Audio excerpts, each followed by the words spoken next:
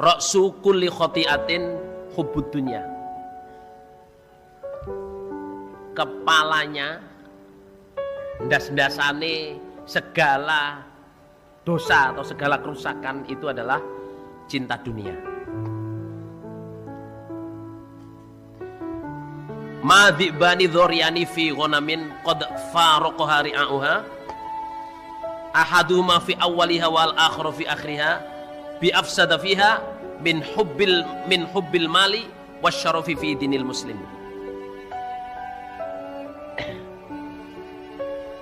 Ini peringatan untuk kita ya. Dua serigala lapar dilepas di tempat kambing, di kambing domba yang penjaganya sudah pergi. Dua serigala lapar dilepas di kandang kambing yang penjaganya udah nggak ada.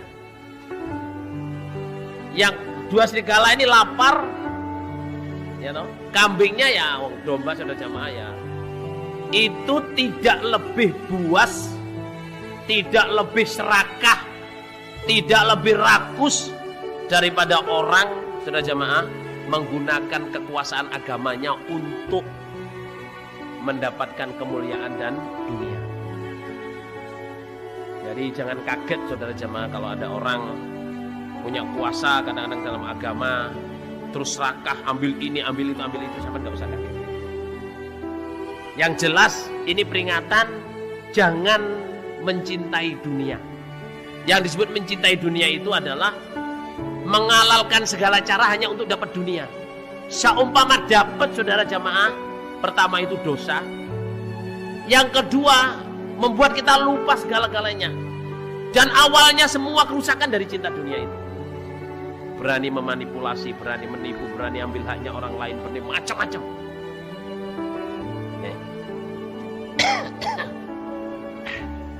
Inna syaitana yudiru ibna adam fi kulli syai' fa idza ayahu jathamalahu indal mal fa akhadha bi raqabatihi.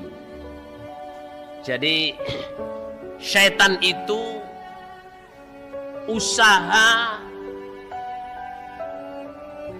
memegang anak Adam, maksudnya menguasai anak Adam itu dari segala cara. Dari sisi ini, dari sisi ini, dari sini, sini. Sampai yang terakhir dia itu dibuat senang dengan harta. Kalau dia sudah cinta dengan harta, saudara jemaah, cinta dengan dunia, menghalalkan segala cara, oleh syaitan dia sudah dipegang tangkuknya. Artinya itu mau dijogrokkan ke neraka, mau diinikan, mau dibuat salah, mau dibuat makin dalam, makin dalam.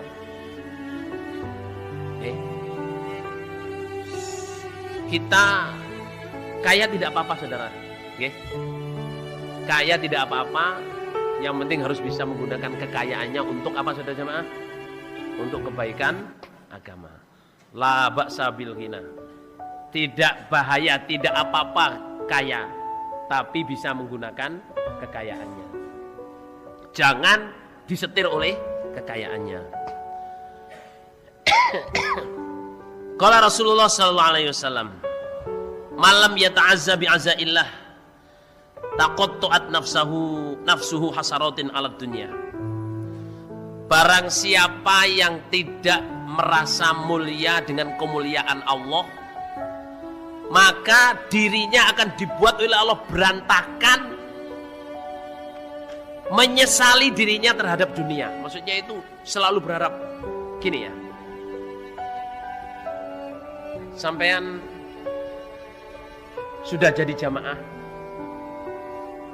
mestinya kita ini bangga. Ingat ya, cantolan Bapak Imam Haji Nur Hasan Al-Ubaid Al-Lubis. Beliau pernah nasihat, saudara jamaah, kita semua ini sudah jamaah dan calonnya ahli surga.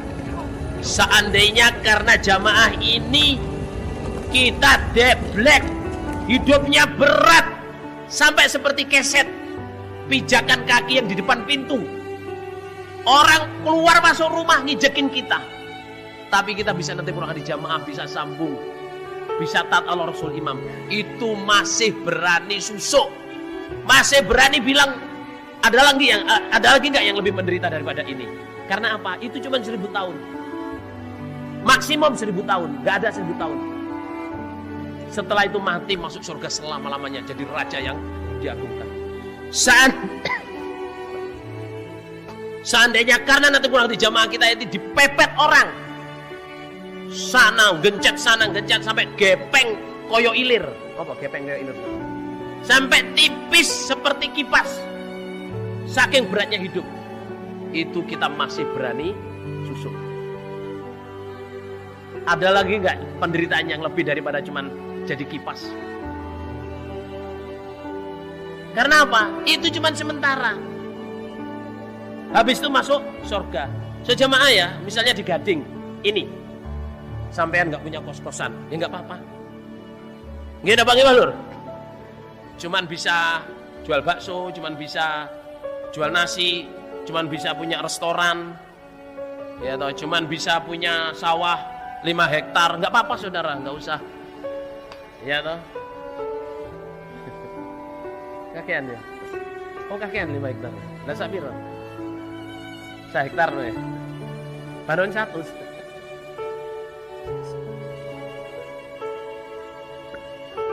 Saudara, seandainya di Gading ini kita nggak ikut-ikutan, nggak bisa punya ini, nggak bisa ini, nggak punya perusahaan kudung, nggak punya perusahaan apa?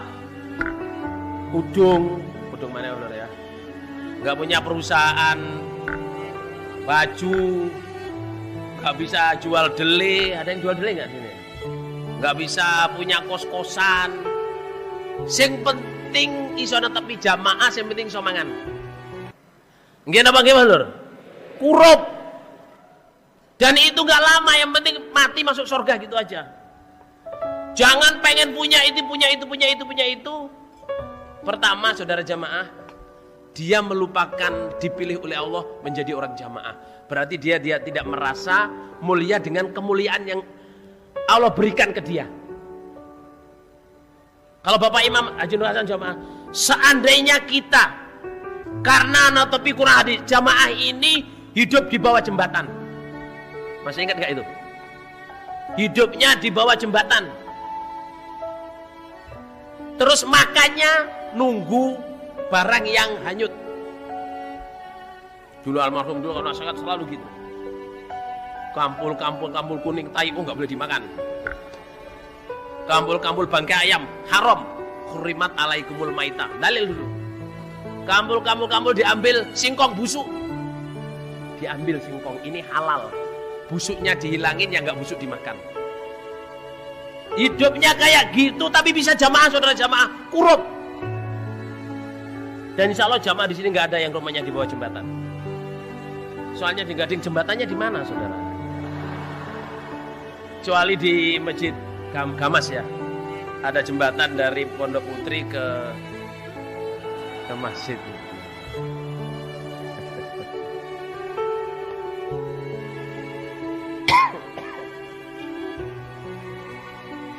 Siapa yang tidak merasa mulia dengan kemuliaan Allah, yang dilihat hanya urusan dunia, nanti dibuat hatinya itu nalangsa hanya untuk urusan dunia.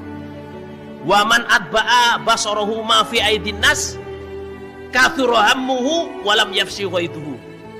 Siapa yang mengikutkan matanya selalu melihat yang dipunyai orang, itu sudah punya mobil, itu sudah bisa bangun rumah, itu rumahnya tingkat 3, itu rumahnya tingkat 2, itu kos-kosannya. Selalu melihat begitu saja jamaah. Dibuat oleh Allah, dia akan selalu bersedih dan gak akan sembuh mangkelnya. Jengkel aja. Itu utang kemana itu? Bangi utangnya sapiro. Gak usah delok ben. Bah jungkir walik, bah melding, bah jengking. Gimana bang Lur? Biar sandalnya jinjit depan, biarin aja saudara. Gak usah dipikir, kok wong gendeng sih jinjit, kok jinjit depan. Ya biarin. Wong dia memang nyamannya begitu. Gak usah dipikir. Nggih. Ini Gading kita ini saja mah ngelihat dunia ini sama nggak usah terpengaruh. Biasa. Punya mobil biasa, wong punya duit dia kok. Nggih napa nggih Pak Lur? Kalau sampean nggak punya duit, nggak bisa beli mobil, ya biasa, memang nggak punya duit kok. Yang aneh itu nggak punya duit, punya mobil. Gimana itu jamaah? Mbuh nyewa, mbuh nyilih, mbuh nopo, mbuh ribo. Wa man lam yarallah azza wa jalla alaihi nikmatan illa fi mat'amin au masyrabin au malbasin faqad qassara amaluhu wa dana adzabuhu. Barang siapa yang tidak melihat nikmat Allah kecuali pada makanan, minuman, pakaian, berarti orang ini amalannya akan pendek, maksudnya selalu kurang beramal. Terus siksanya dekat. Maksudnya gini ya, kita jadi orang jamaah jangan yang kita pikirkan cuman makan, pakaian, dan minuman. Wis sing dipikir mangan ae Pak. Mangan nanti, mangan opo? Mangan bung, mangan pring, mangan wis. Semuanya loh, mangan opo pertanyaannya. Jamaah jangan begitu, pakaian juga gitu. Pakaiannya ganti-ganti. Wes jan masya Allah saudara. Sugih dadi gombal. Qala Rasulullah sallallahu alaihi wasallam, "Inna dinaro wa dirhama ahlaka man kana qablakum wa huma muhlikakum." Oke, ingat-ingat. Dinar atau uang dari perak dan uang dari emas dan uang dari perak itu telah merusak umat sebelum kamu. Nanti uang ini juga akan merusak kamu. Nabi bilang itu bukan fakir yang saya khawatirkan terhadap kamu, tapi yang khawatirkan adalah dibukanya harta kamu menjadi kaya. Karena apa? Kalau udah kaya sudah jamaah orang itu, ya itu tadi dibuat oleh setan itu, didorong oleh setan kemana-mana. Merasa pandai, merasa paling pol, hidupnya israf, ya toh. Kalau ada orang datang tuh selalu disuudoni utang. Gimana bang, gimana? Terus kalau lihat usaha tuh selalu ingin, wah saya juga usaha gitu. Nah, udah minta lagi.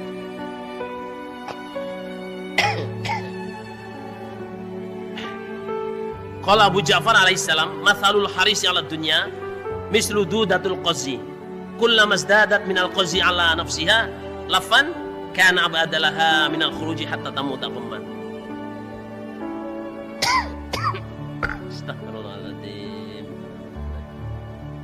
Orang yang selalu ingin punya ini, punya itu digambarkan oleh Allah, digambarkan di hadis ini ya oleh Nabi seperti ulat sutra.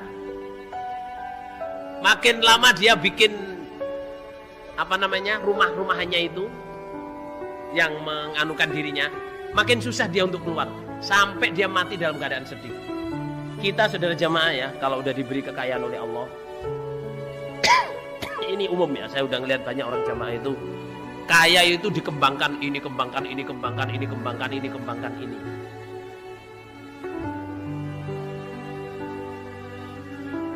Sampai saudara jamaah terbulut oleh kekayaannya ini. Sambungnya ditinggal, ini ditinggal. Yang dipikirkan tuh ya saya harus kesana ngurusin ini, ngurusin ini. Semua diayai sendiri. Nanti kayak ulat sutra itu, dibulut oleh sutranya sampai mati sedih. Saudara jamaah ya, Nabi bilang itu tidak apa-apa punya harta banyak kalau dia bisa mengatakan, bisa menaruh begini, menaruh begini. Ada cerita jamaah kita sejamaah ya, punya uang banyak, bukan cerita, ini nyata ya, nyata. Rajulun thiqatun, orang yang memberi berita ini orang betul, bisa dipercaya. Dia sejamaah setiap berapa bulan itu keliling di tempat orang-orang jamaah, bawa mobil. Saya beritahu ya, yang kaya-kaya nggih, sing duwe duit dia bawa mobil isinya Quran kosong dan himpunan kosong yang sudah dijilid, bawa sarung, bawa mekena. Dia mendatangi kelompok-kelompok, ditanyain mana ada anak yatim yang perlu, mana ada fakir miskin yang perlu, akan saya kasih kitab, saya kasih ini. Sampai saudara jamaah di satu tempat itu imam daerahnya menangis. Sebelum Bapak datang ke sini nih, saya nggak tahu kalau di sini ada orang fakir, orang miskin, anak yatim yang beli kitab aja nggak mampu. Dan ini dilakukan rutin, saudara. Dikasih uang berapa juta, dikasih kitab, terus bilangin kalau kamu mau mondok silahkan, saya kasih duitnya. Ini rutin dikerjain. Salah satu contoh gimana kita itu mendistribusikan kekayaan kita. Semoga Allah paling barokah. Semoga Allah paling paham. Semoga Allah paling karena Allah. Aghnal ghina malam yakun lil hirsi asiron. Wa qalla tusyiru qulubakumul sighalu bima fata. Fatashghalu adhanakum 'anil istidadi bima lam ya'ti. Paling kayanya orang kaya adalah orang yang tidak terpenjara, yang tidak ditawan oleh keinginannya. Maksudnya apa? Orang itu kalau dipenjara keinginannya, itu menjadi orang fakir, saudara. Ingin ini, ingin itu, ingin itu, ingin itu, ingin itu. Tapi kalau orang itu sudah bebas dari keinginan, artinya bisa mensyukuri apa di dirinya sendiri. Wes Pak enteng urip. Kita ngelihat banyak saja ya, kadang jadi pegawai negeri bolos hanya untuk urusan bisnis. Jadi guru saudara jamaah kadang ditinggal muridnya dikasih catatan untuk urusan apa? Bisnis. Insya Allah di Gading ini nggak ada saudara jamaah ya. Hah? Ada apa nggak ada saudara jamaah? Karena apa saudara jamaah? Karena keinginannya. Ingin ini, ingin itu, ingin kaya, ingin punya ini, punya itu. Sampai amanat ditinggalin. Sebenarnya kalau dia serius menangani apa yang sudah jadi amanat, al-amanatu tajlibur rizqa wal khiyanatu tajlibul faqra. Amanat itu menarik rezeki, khianat menarik kefakiran. Nggih. Semoga Allah paring barokah.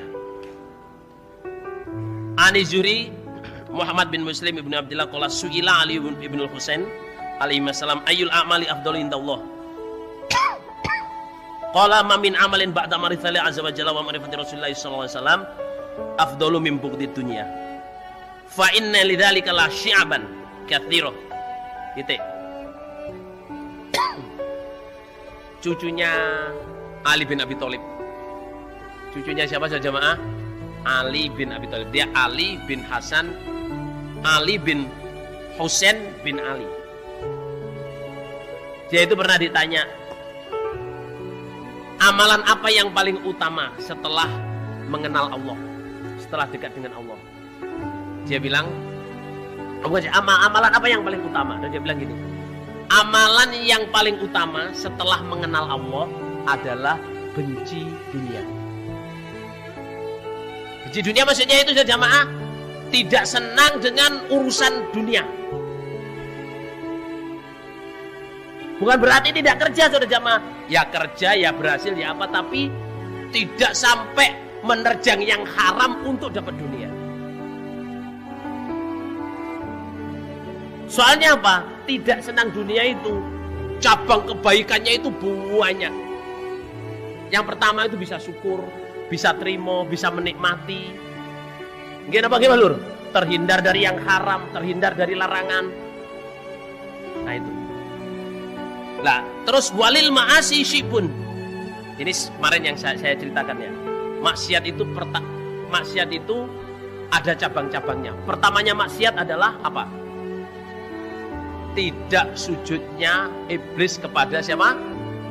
Adam. Karena sombong. Jadi sombong itu saudara jamaah awal mulanya maksiat. Dan orang sombong susah tobat. Sampai Rasulullah SAW bersabda, La yadkhul jannah man kana fi qalbi mithqalu dzarratin min kibrin. Enggak bisa masuk surga orang yang hatinya ada satu titik debu dari kesombongan. Sombong itu apa? Menolak kebenaran, meremehkan manusia. Nah. Terus summal khirsu. Kemudian keinginan. Itu maksiat yang kedua, yaitu inginnya Nabi Adam sama Hawa makan buah larangan, bukan buah khuldi ya, buah larangan. Mulai saat itu saudara jamaah, mulai saat itu manusia itu selalu ingin mempunyai apa yang tidak dia perlukan. Kemarin sudah saya terangkan, kita itu pengen hiasin rumah itu. Barang yang kita nggak perlu kita beli, kita bela-bela nih. Lah, terus kesalahan yang ketiga adalah dengki. Kesalahan yang ketiga adalah dengkinya anak Adam yang namanya Qabil terhadap Habil. Sudah saya terangkan kemarin. Karena dengki itu saudara jamaah, karena dengki itu, terus dengki itu bercabang-cabang menjadi orang itu senang perempuan. Zunil nasi hubbus syahwati minan nisa wal banin wal qanatil muqantarati wa tabil fiddah wal khail musawamah di Quran ya, surat Ali Imran. Karena dengki itu manusia suka perempuan, suka dunia, suka menjadi pemimpin, suka beristirahat, nggak mau ibadah, suka ngomong, maksudnya ngomong yang nggak guna itu, cuma ngobrol sampai malam, suka di pandang paling pol, dan suka disebut orang yang eksklusif, keluarga yang eksklusif, keturunan darah biru. Oh, darah biru lho nggih. Keturunan rojo. Ya toh. Karena ada orang itu, saya ini turunannya raja. Saya ini ya turunannya raja, turunannya nabi. Betul lho nggih. Kita ini ya turunannya raja, turunannya siapa? Nabi. Paling tidak ya rojo gandul.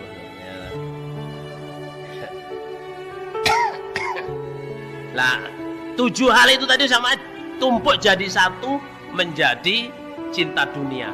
Makanya para nabi, faqalal anbiya wal ulama ba'da man fadzalik hubbud dunya ra'su kulli khati'ah.